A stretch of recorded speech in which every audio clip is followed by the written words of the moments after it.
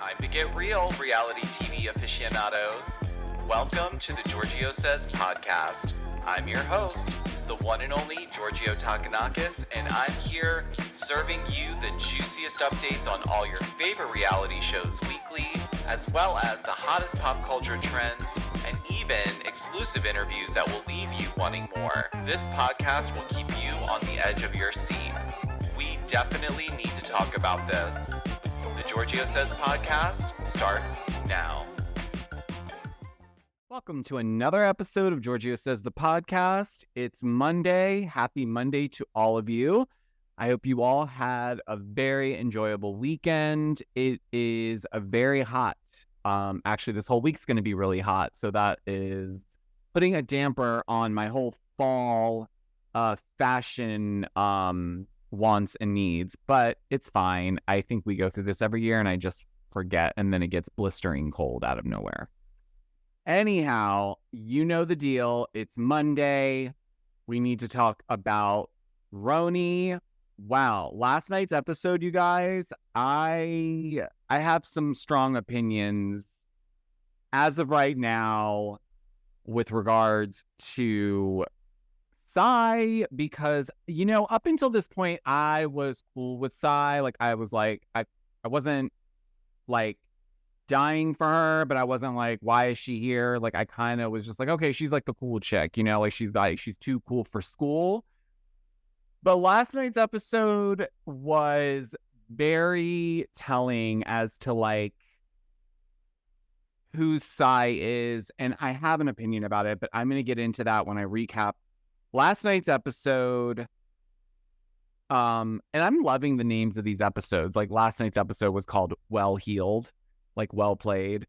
But nonetheless, before we get into that, I do have a few hot topics that I do need to talk to you guys about. So there have been a couple things going on, obviously.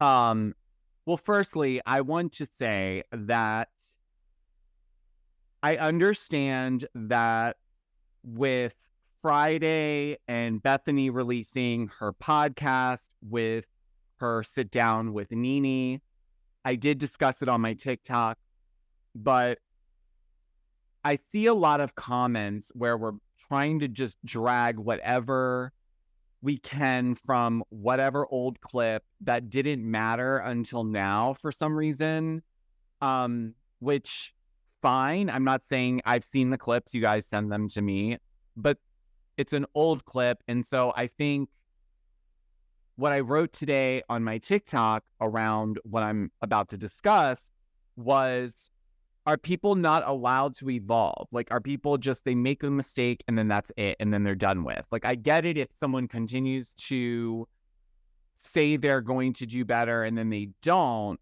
but at the same time, like, it feels like with Bethenny specifically, it feels like nobody wants her to evolve. And even if she does, no one will see that she's evolved in any kind of way. Like, everything is just like, no, in November of 2018, you said, or like, it's just, I get it. She's been on TV a long time. So there's a lot of interviews and a lot of sound bites and a lot of things to pull from. I get it. I'm not defending any of the things that she has said that have been wrong, in my opinion. I also understand that, like, when Bethenny got on reality TV, it was a different landscape, a different time. So yes, everything has evolved since when she first signed up for this. So I'm just saying that to say that sometimes we're not able to move on from something because we can't just let go of something that has already happened. And maybe to some degree, some things are worth canceling someone over. And I agree. Like, if you are a racist, a pedophile, anything like that, a murderer, you know, something that is like catastrophic to someone's life, in the sense of like, that is just absolutely not in any context okay. But like, for someone like Bethenny, who is interviewing Nene Or interviews like a Rachel, for instance, and people are like, wrong move, guys, wrong move. Like, okay, why? How is it a wrong move exactly? I don't understand. So it's just, you don't like Bethenny. I've said it before. That's fine. You don't have to like her. I don't think anyone's asking someone to like her or say something about her that you don't feel. But then if she's actually doing something that is going to move something forward in a way that allows for NeNe's voice to be actually heard now, and that's sad to say that it takes NeNe sitting down with Bethenny when, like I said in my TikTok, NeNe's been talking about this stuff for years. But unfortunately, because there's this systemic issue of discrimination that clearly happens even in the reality TV space, because listening to NeNe yet again speak about her experiences, you can't deny there's stuff that's wrong all over the place. So I know that a lot of you guys have your feelings, but I would like to focus on maybe getting some different things in line that would make some positive change. Maybe that's the contribution. Let's make it better, and maybe it's not gonna, but it seems like it's clearly making some sort of wave. We're all talking about it. Bravo's updated and NBC Universal have updated their guidelines. It's a small step, but it's moving. So let's see where this goes. Like I said, I want nothing but the best for NeNe. I want her back on TV, and I want her to showcase her talents. She is an icon. She is a legend, and she deserves her flowers, and I don't think she should be blacklisted. I definitely do not think that. I think she deserves to work. And I will say this, and then I'm going to move on to the hot topics. I know multiple people personally who have worked with NeNe, okay, not once, not twice, on more than a few occasions. And consistently, they all, hands down, have said she's been nothing but the kindest human being to work with. She pays you up front. She does not treat you like garbage. She respects your time. And she lets you promote the fact that you worked with her on social media. And I'm saying that only because a lot of the housewives are very, very not nice about that part of it when it comes to a makeup artist. So now it's gotten better, but there was a time where there'd be certain housewives, I won't name them, they would refuse to do that exchange. Thankfully, that's gotten better. But going back to NeNe, I've heard nothing but nice things about her in terms of her work ethic. She shows up on time. She's done tons of things for our local radio stations and interviews and such. And I'm friends with her makeup artist when she comes here, and she's lovely. So I don't buy this narrative that she's difficult to work with. I think she's difficult to work with because she asks for what she is worth. And I think when she has an issue with something, she wants it resolved, and that's normal. But for some reason with her, I feel like with certain individuals, there doesn't matter what they do, the overall digestion of them and what they say will never be taken in a positive way. It's always going to be absorbed somehow in a negative way. So, I mean, you can't do anything about that, but I'm here to just tell you my thoughts on it. You can take it or leave it. You guys obviously share what your thoughts are on it, and I respect that as well. But anyways, I'm going to move on because we're going to stick to the Bethenny topic headline because she did release a statement. So I do want to read you the statement because I feel like this is exactly what I've been kind of saying here and there, without getting too deep into it. But basically, I feel like she understands that things have changed. I think she understands from having these discussions with different housewives, past, present, whatever. She's understanding that things are happening across the board and things are just not right. And I think she's having her own reckoning, which she does mention in this statement. So I'm going to read it to you. She says, I've been reflecting on my words, my actions, and my opinions. I've tried to be authentic in sharing my views on popular topics. Opinions are heavily influenced by the media. While I may not agree with everything a public person says, I only know the them the media presents. It's our job to err on the side of the human being. I have been critical with the goal of protecting my daughter from false beauty ideals and images, but the responsibility of parenting falls on the parent, not the public. Conflict and judgment sells reality TV. It's a phenomenon featuring women I have pretended to know within a system designed for judgment and conflict. I didn't know these women at all. I've now spent time with and understand many of them, absent of cameras, publicists, media articles, and shows designed to bring out our worst. I adored many of them long before reality TV and began to strongly dislike many of them. Have they changed, or is it the toxic environment designed for ratings? To be successful in reality TV, you must kill or be killed. To not get dirty is to get fired. Someone is winning and someone is losing in this zero-sum game where people like myself get rich and the less strategic go broke or get canceled. I was good at the game, so what does that say about me? I was broke and desperate and wanted it so badly. My one-liners and quick wit, crafted and honed from a dysfunctional childhood, often at others' expense, shot me through the ranks of this toxic cesspool. The medium preys and profits from the emotionally flawed and damaged. People say we signed up for this. I did not know what I signed up for, but would do it again to not be broke and afraid. Does that justify an environment designed to exploit women? Should it create a society at large glorifying women trashing each other for profit? I wanted to be something and helped create this genre, paving the road for those behind me. Am I biting the hand that fed me? Perhaps, but maybe that hand deserves to be bitten. We have fed the machine ratings, ad dollars, catchphrases, and content. We get filthy and they get filthy rich. A letter about an on-set psychologist and a reduction of alcohol consumption is a nice step, but won't suffice.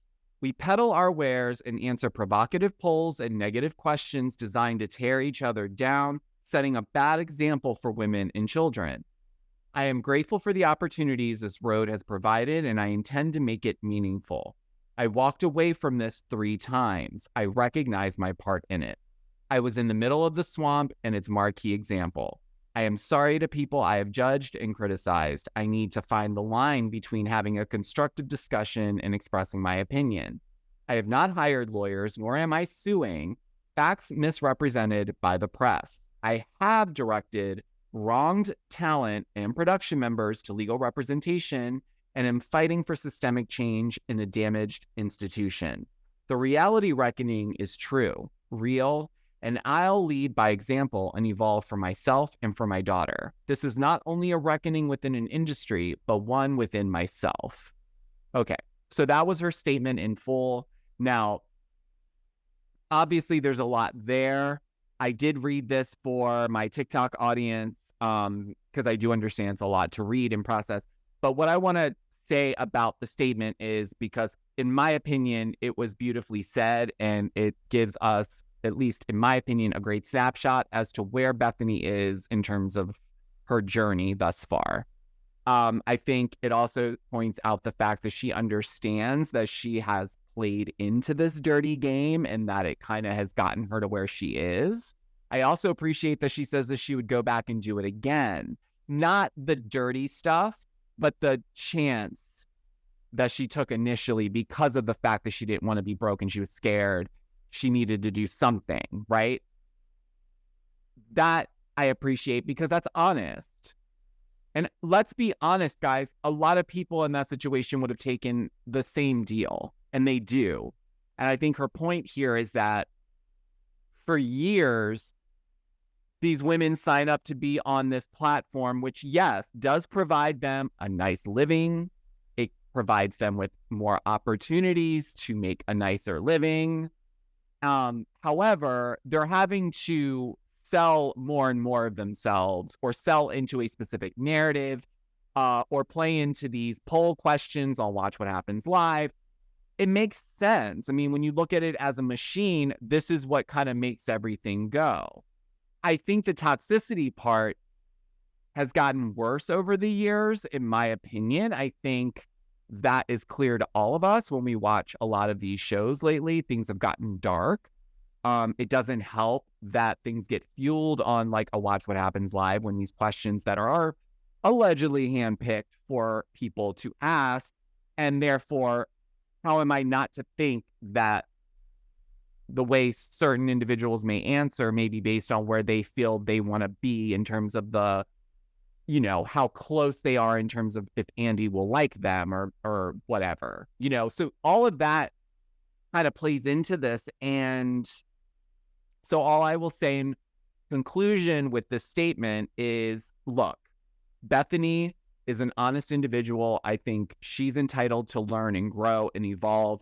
And I agree with her. I think she can take something that maybe she did play dirty to get initially. She can pay it forward by making the appropriate changes so that the people that come in after don't have to continue falling into that trap of toxicity. Reality TV can still be entertaining without running women into the ground and sucking them dry of everything that they have and then simply spitting them out when you're done with them. So that's what I'll say about that. So bravo to Bethenny. I thought the statement was beautifully written, and I would love to hear what you guys think down below. If you're watching me here on YouTube, what do you think about the statement? Did you read it? What did you unpack from it? Definitely let me know. All right, so now we need to move on to Jessel. Yes, Jessel Tank from RHONY, the reboot.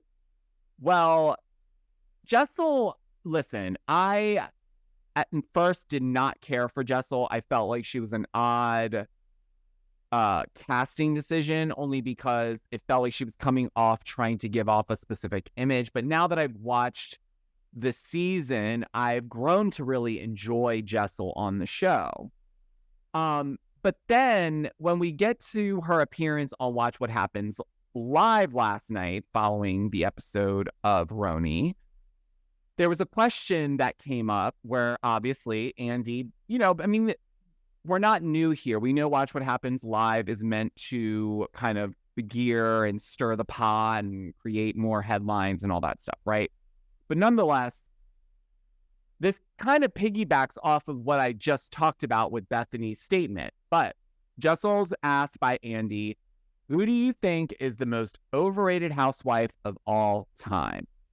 And without blinking, Jessel answers, Bethenny. She's really gone off the rails lately. Okay, two things here. And I said this in my TikTok. Listen, even if you really felt that that was the appropriate answer, which I'll say allegedly, but like I really strongly feel based on Andy's face when she said that, it was almost like this satisfying like look on his face. Almost like maybe she was prompted to answer it in that way. Wink, wink. You know what I'm saying? We're not new here. So all I'm saying is, Jessel, I know you're new, but like also it is kind of like not the vibe, in my opinion, to say that Bethenny's gone off the rails. I mean, that's a heavy title to give someone. Off the rails sounds like, to me, a completely different thing than what I've seen. But I don't know why. To me, the only conclusion, because also you have to think about it like, well, Jessel, you wouldn't be on a show called Real Housewives of New York had it not been for people like Bethenny, who did pave the way and set a standard that clearly you guys are, some of you are trying to mimic on the show. Whether you want to agree with me here or not, guys, that's fine. Like I said, I've grown to like Jessel on the show. But I thought this was a foul move on her part if she wants longevity. There's no reason she could have called out anybody. She could have called out anybody. Be creative. But to me, it was just like an easy dig, and it was kind of a convenient it was convenient timing. No, we just had Friday with Bethenny and Nene's conversation drop. And then all of a sudden now on Sunday night, we have like, not that that would have been the first time it's been going. So it's like, yes, but these are the moments that I'm thinking like, did you just take the bait, Jessel? Like, don't take the bait this early because you don't even know what your future is yet. Like, don't give in that much, Like, I would have opted to be more neutral in my answer just because I am new. That's just me. I still would have been a little playful, but I don't know what I would have done, but I wouldn't have said Bethenny. I wouldn't have said anyone that was on my show before me. That's all I'm going to say. Not because I'm not allowed to, not because she shouldn't have. She can do whatever she wants. I'm just saying I find it to be in poor taste because it's just like, come on.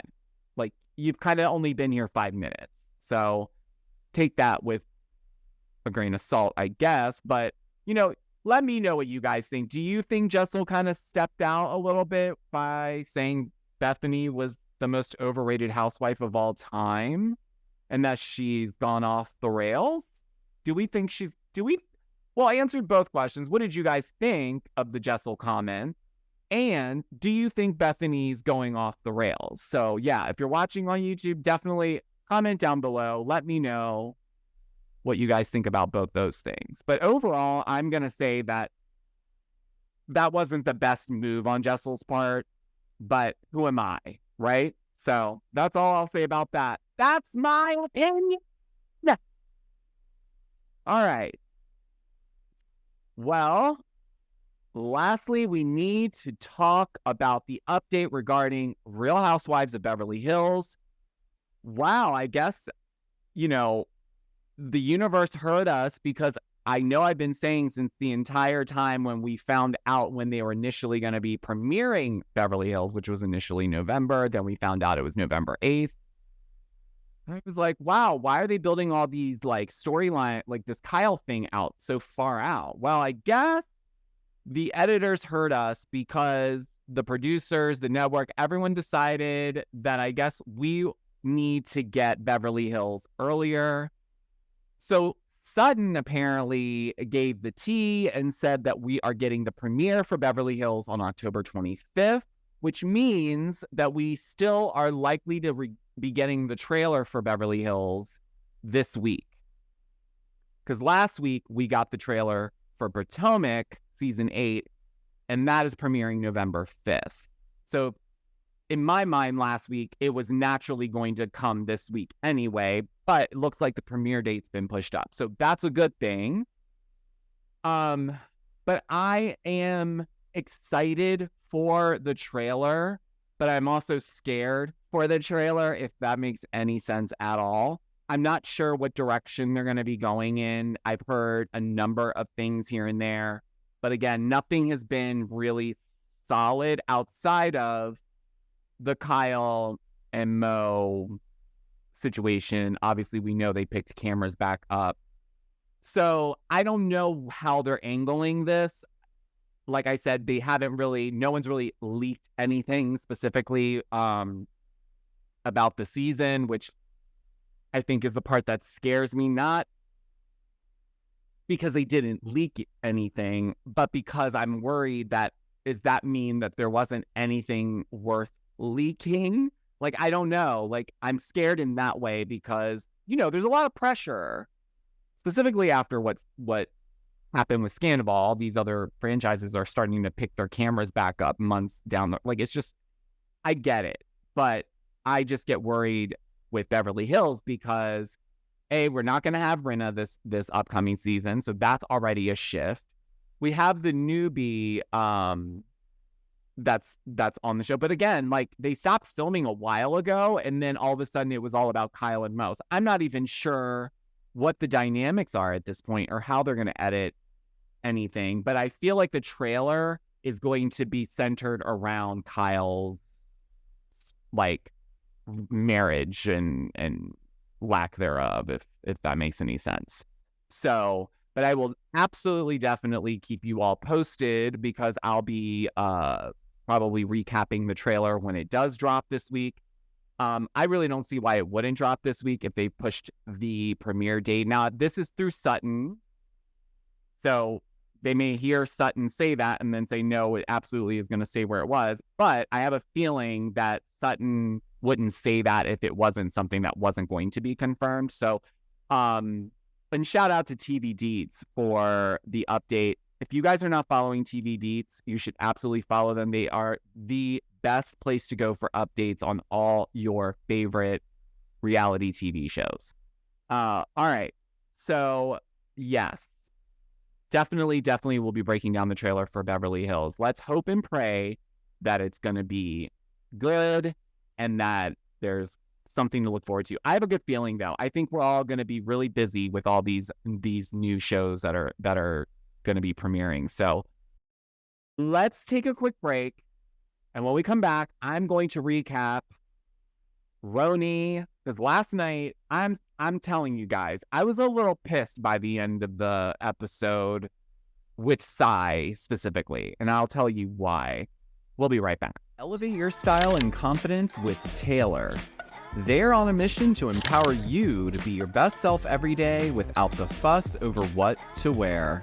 Dive into curated, high-quality fashion rentals and say goodbye to clothing clutter. Own less, enjoy more, and play a part in fostering sustainable fashion and reducing waste. Unlock a world of style and simplicity. Use my special promo code Georgio Says for an exclusive 25% off your first month.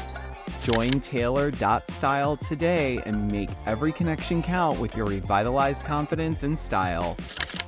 All right, welcome back, you guys. Thanks for sticking around. We need to break down the latest episode of RHONY. The episode was titled Well Heeled, like well played. Again, this episode was nothing to be like screaming about. I think as we're getting towards the end, it seems like we're not, I don't know. I'm feeling like there's not a whole lot going on between the ladies in terms of like storylines. There was a couple things in this episode that just didn't make sense. Felt like filler moment, and I feel like that scares me a little bit because it should be ramping up towards the end of the season, not ramping down. I know they filmed the reunion. I don't know. I like these ladies. I've invested in them at this point, so I want this show to do well. But I feel like we're not getting in there and being honest, or I don't know, because it like something's off. And I know Jessel like is an easy like go-to because of her dynamic with her marriage and such. But last night, watching the scene with Brynn going to that book place, great. She had a conversation with her brother about, resting her Mimi's ashes in Central Park. But then like there's no connection in that story. I know this is the second conversation she's had with her brother on camera. This time it was over FaceTime. First time was in person. But like we're not drawing for me, it's not connecting. It's just a random scene that you're having with your brother about something regarding your family. Yes, but it doesn't connect to your storyline. Not really. Also, the book thing, great, but I don't understand where that fit in this episode in terms of like, other than it being just like a interesting, because I didn't realize that was a big thing. It is. But it was just it felt like a filler scene. So that's what I'll say about that. Shout out to Ubah, because I feel like Ubah, for me, I thought was going to be the glamorous one that was just going to be like, shine, shine, shine, baby. And she is. But then she's also got, man, like I said in my TikTok recap, I do not like bathtub scenes. I don't care if it's by yourself or with your partner or whatever, or like those romantic, like we're gonna go have sex type scenes that is really cringy to watch. And I don't find them to be authentic or real, because there's nothing real, like there's nothing not awkward about doing a bath scene when there's like a big oversized lighting, a guy with camera, there's a sound person in the other room, there's people like, it's not, it just comes off cringy. Anyways, Ubah though, her scene in the bathtub, the bubble bath, while she eats chocolate as she's FaceTiming Brand on her iPad, was perfection. This is the only exception I will make, is Ubah being in a bathtub with bubbles and eating chocolate, because that was glamorous to me. For some reason, this worked for Ubah. It's the only time I've seen a scene like this where I didn't like, ugh, okay, I don't care. I was like, wow, she looks stunning. Like, nothing about this is cringy to me. So I did love that. But I want to talk about Sai, because throughout this episode, Sai to me displayed that, I guess she is living up to her tagline, she's the baddest of the bunch. Well, she's also proving that she's just too cool for this bunch, because it doesn't seem like anything impacts her or there's anything there. She shared her vulnerability with her mother and all that stuff, yes, but that's par for the course, dear. You knew it. I mean, in this case, Sai, you knew what you were signing up for, and you're a content creator, so you even that much more know what goes into this, okay? And up until now, I was cool with her. Like, I wasn't any which way about her. I thought, okay, she's cool. I like her vibe. This is no shade. Do I think that she's bringing all this like fashion influence as per what I see on her Instagram? No. So that's a bit confusing. I don't know what's going on there. However, I feel like in this episode, I really saw just how removed she is from things. Like, it's almost like she went through all that, which, yes, I don't know the first thing about that. But then now she's in a place where she's able to give that to her own children. And that's also amazing. But then when it comes to like, when she is in this spiritual like session that Ubah put together with the ladies, and they're all going one by one, she kind of chuckles as the ladies talking her through stuff about having a wall up. And in her interview, she just kind of was just like, I find this stuff to be like, it's too much. Like, it's too much. It's not like, I don't have anything to fix. Like, she's in that space. And so to me, it felt like it was just rude. Like, I almost felt like, okay, fine. If you don't think this is legit or you're not buying into it, that's fine. But you can still be respectful. I just found it to be rude that you're like literally laughed in this woman's face who does take this seriously. And there are people in the group that do take it seriously, like Ubah, who had a very strong reaction in the session because, bringing up her mom is a trigger point for her. Just like sometimes bringing up my dad is a trigger point for me. I miss him immensely, but sometimes it's a lot more on some days and it's heavy. And so I can imagine being in a session like that and you're feeling that way already and that just comes up. You're like, I appreciate that so much about Ubah that she showed that, because that's hard to show. You know what I mean? Not everybody's comfortable showing that. Clearly, Sai is a very good example of that. Why? I feel because she had to be tough her whole life. There was no room to cry. So she's not going to start now. Because I feel when people are like that, when they like kind of keep the box really clean and don't open the windows, it's because they're afraid if they do, they don't know if they'll ever be able to stop the flow of emotion. And that scares people sometimes the most. So that's just from what I've learned and in my own experiences. But yeah, it rubbed me wrong because it felt like Sai was just too cool for school.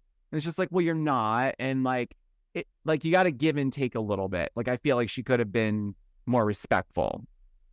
But in that session, Jessel asked Sai if they could go to lunch because Jessel wants to clear some things up, that, you know, she's not trying to make her story sound like Brynn and Sai's upbringing story, and that she feels attacked when she does try to be open and vulnerable. And so she just wants to have like a one-on-one with Sai. Well, Sai in the moment is, you know, obviously saying yes, but in her interviews, it's clear that she has no interest in trying to bridge a gap with Jessel, even if it's a minor one. And so, you know, from there, it gets a little bit like, okay, well, I get that Sai, for some reason, does not want to engage Jessel, but then when you and Erin go to dinner with your husbands, you guys are perfectly okay engaging about the lack of sex her and her husband are having, and when are they going to finally do it, and like all that. So you can't be bothered then to go have lunch with her. You care that much that she's not getting laid in her marriage that you're asking the other guys, what would you do? But like, it's just weird to me. Like, why wouldn't you go to lunch? Like, yeah, that should have been like, yeah, absolutely, I agree, we should. I think there's some stuff that we should both, like, I feel like Sai should have also taken that opportunity to say what she wanted to say, but instead it was made to look like Jessel was like pining for Sai's time, and Sai's just so busy, which again is just like, to me, is such a put on. Like, if, like, I always say, busy people don't say they're busy. They just are. They're busy. It's not busy. It's just, that's their life. But nonetheless, but before we get to the lunch with Sai and Jessel, a couple things happen. One of which, we have what's clearly a produced scene of Jenna, Lyons, and Brynn at a lesbian bar in New York City. And this is clearly set up to obviously get Jenna to interact or flirt with a woman on camera. And so, in my opinion, this is not something naturally that Jenna would do. I don't think, not that Jenna wouldn't go to this bar. She says that she used to go to this bar. What I'm saying is, I don't believe that she is the type that goes and is a flirt. I don't think she's a flirt in that regard. Brynn will flirt with a plant if it gave her a hug and bought her a drink. And I mean that in the best way possible. She just has one of those personalities that she can, I mean, she probably would charm me off my feet. Like, if I spent, you know, time with her, who knows? She's very charismatic and gorgeous, and she's very like confident, and she's very outgoing. So she's very easy to be around, which I get if that was the case, in the sense of that's what they were trying to do, is bring that Jenna out of her shell kind of thing. But when they bring this girl over who's clearly just brought in by production to just kind of like flirt with Jenna and give her number, write it on her wrist, blah, blah, blah, it just felt uncomfortable to watch, because it just felt cringy watching Jenna do something that I just feel like Jenna would never do, if that makes any sense. Like, it just didn't feel authentic to her. And I could have done without it. I would have much rather it been a scene where Jenna and Brynn were having let's get to know each other on a more personal level. I would have loved to see that. This was still very surfacey and very like, not, in my opinion, like building off of anything. It, like, again, like what I was saying is like, it feels like it's winding down and it should be ramping up. Because at this point, you guys know each other a lot more. You're more comfortable filming. Like, we should have a lot more than what we have, which is Jessel's lack of sex life and what else? That's it. It's really been about Jessel predominantly this entire season, if I'm being honest. I mean, you guys can let me know down in the comments below what you think, but I feel like it really has. It's been Jessel's been in everyone's mouth for a majority of the season for most of these ladies. But nonetheless, I just don't need, like, these are the types of scenes that I'm like, these are clearly produced. It didn't feel authentic. Like, we could have done so much better here. Anyways, so from there, we do have Jessel and her husband who did plan a staycation for them, and they're getting ready for that. And Jessel, listen, I want Jessel to do what Jessel wants to do. I want what her and her husband are naturally capable of doing with each other. I think there's a lot of things being put on Jessel and her husband in terms of like the fact that they haven't had sex in a year and a half. And I think a lot of things are not being considered. Like, she literally just had twins, and I'm not a woman, so I'm not going to begin to go down that road. But I don't even, like, I can't, when my stomach hurts, I don't want anyone breathing near me. So I don't even know what that's like. And I can't even begin to imagine thinking about sex on top of it. Nonetheless, she clearly is making the effort, because that lingerie or that bodysuit that she had on, that she tried on for Pavit, because he was feeling it. I could tell. But here's the thing, guys. I think people are not understanding, like, and I don't know their relationship all that well, obviously, outside of what they've shown us on TV. But if we're going to get into the logistics, like, they don't come off to me as like sexy talk, dirty talk people. Maybe they are, but from what I understand of their relationship, they were friends for a long time first. So it's almost like they're homies, you know what I mean, first. So I don't ever see them being like that. I do agree with Bryn. I think Bryn's the one that said it, where it's like, I picture them just getting really like hammered and then maybe making out for a few minutes and then passing out. Like, that's them. But I don't think that that's because they don't really want to. I think that's not who they are. I think they lead with sarcasm. And so that, I think, is what maybe needs some shifting a little. Maybe there is room for a little more dirty talk. I agree. But this was a step in the right direction, because she looked banging in that. If they didn't sleep together, which Jessel did say that they did, she glazed over it quickly, so I don't know what that means, but either way, it doesn't matter. She looked amazing in that, and I hope that, she gets to a happier place where she feels confident in her own body, and she feels like it's not, maybe it'll take once the pressure's off. I feel like there's too much like focus on whether or not she slept with her husband. It's got to be so weird, Anyways, moving on from that, we finally get to this lunch with Sai and Jessel. As you remember, I told you when they were at Ubah's spiritual activity earlier in the episode, Jessel asked Sai to go to lunch with her. So Sai agrees, but really doesn't have any interest in going, but she does show up. However, Jessel makes a huge mistake here.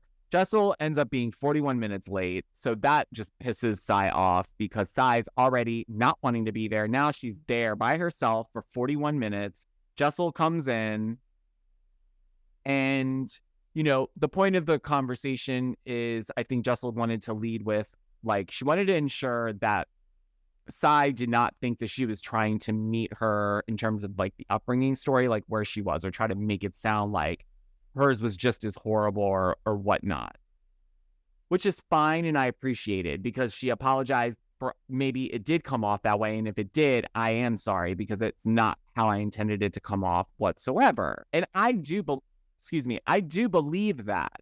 I don't think she was ever trying to come off that way. I think she was also just trying to be relatable where she could, and it was being misread. So she apologizes for that. But then Sai's got this, like, I don't even really care, which is a lie. And this is where I was like, okay, I'm done with you right now, Sai, because now you're just being rude to be rude, but yet you were just having a full-on conversation with Erin and both of your husbands about the lack of sex in Jessel's marriage. Like, what do you mean you don't care? You do care. If you didn't care, this wouldn't even be a thing, because you would have let her go on and you would have let it go. But you made a thing of it. So now to say you don't care is a little wild to me, but okay. So she goes from that, and then she does make some good points, Sai, in terms of there are certain times where Jessel does tell a story and it kind of just goes here and then there and then here, and there's not really anything connecting. And not to say she's lying or making it up. It's just that she's one of those people that seems to she'll jump from one story to the next, but maybe they're in her head, she knows the connection. She just maybe isn't great at conveying that to whoever she's telling it to, because at least Sai is not buying the connection points. So she does relay that to her, which I find is helpful feedback for someone like Jessel, because she does go on and on sometimes. So maybe that's a reflection point for her. But then as things start to maybe get to a neutral space, Jessel's like explaining that she feels attacked when she is vulnerable and she doesn't like it. But then she also wants to let Sai know, and this is where I'm like, oh no, Jessel, this is exactly what Sai was just saying. She goes, my uncle was an alcoholic. Yeah. So I wanted to let you know that. And also he passed away. And so she gets very emotional. And now this is now triggered Sai to be like, wait a second. We just discussed this. You and I are not the same. It's not about whether or not that's not sad that happened to Jessel. It's just wrong timing, Jessel. Wrong, it didn't need, it should have, then that should have been something that was brought up already. The fact that you're bringing it up now and you made Sai wait 41 minutes, maybe if you got there on time, the conversation might have gone a little bit better. But you made her wait 41 minutes, and it was a Friday apparently, and I guess Jessel takes Fridays off. So the rest of us work, though. So Friday is a work day, so we don't have time to just be sitting around at a restaurant. So I'm totally with Sai on that one. But I am seeing the pattern of how it's like we're all starting to build this narrative around Jessel and her marriage. And maybe it is true, maybe it's not. But I did not really care to watch it. I didn't like it. It felt a little bit like, what are you guys hiding then if we're so easily attaching ourselves to this one thing? So I'm not sure. I think we have another episode or two before the finale. So we are definitely winding down. The season's coming to an end. So I'll definitely keep watching and recapping, and hopefully we get some real decisions after we see the reunion as to where they're going to go with it in terms of the cast. Are they going to keep it exactly the way it is? Or are they going to switch one or two people out? Who knows? But I will keep you guys fully abreast nonetheless. But that's all I've got for you on this episode. I hope you guys enjoyed your Monday so far. Before I let you guys go, just a few reminders. Please, if you're not following me on TikTok or Instagram at Georgio Says, I go there first for all my recaps and all the Bravo Celebrity news and updates and all that fun stuff. So make sure you are following me at Georgio Says on TikTok and Instagram. If you're watching me on YouTube, thank you so much. If you're not subscribed, you still have time to hit the subscribe button. Just make sure you hit the notification bell so you don't miss when I upload. If you're watching me on Spotify, hello, thank you so much. And if you're listening to me, wherever you're listening to me, thank you. And if you feel obliged and you want to leave me a 5-star review, that would greatly help my podcast.